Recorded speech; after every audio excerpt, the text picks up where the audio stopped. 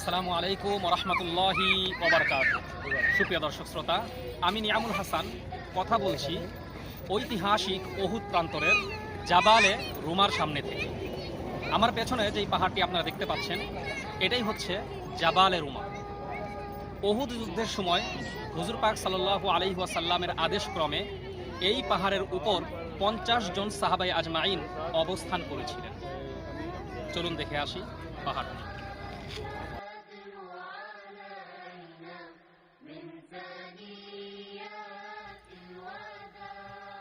সুপ্রিয় দর্শক শ্রোতা, কেমন আছেন আপনারা?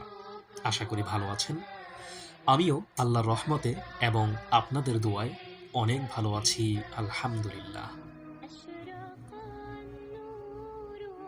আজকে আপনাদেরকে নিয়ে এসেছি পবিত্রতম মদিনা নগরীর ঐতিহাসিক উহুদ প্রান্ত দেখানোর জন্য। স্ক্রিনে আপনারা যেই পাহাড়টি দেখতে পাচ্ছেন এটা হচ্ছে পবিত্রতম উহুদ প্রান্তে অবস্থিত ঐতিহাসিক জাবালে রুমা।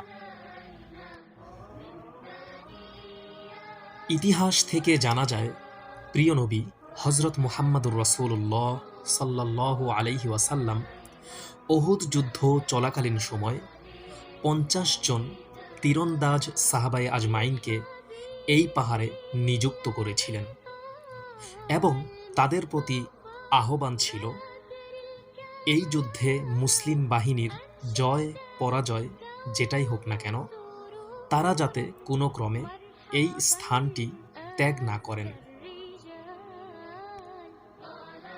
হিজরি সনের ৩য় বছর এই স্থানটিতেই সংঘটিত হয়েছিল ইসলামিক ইতিহাসের দ্বিতীয়তম এবং সবচেয়ে মর্মান্তিক যুদ্ধ উহুদ যুদ্ধ, যেখানে প্রিয় নবী হজরত মুহাম্মদুর রাসূলুল্লাহ সাল্লাল্লাহু আলাইহি ওয়াসাল্লাম গুরুতর আহত হয়েছিলেন এবং হারিয়েছিলেন তার দুটি দাঁত।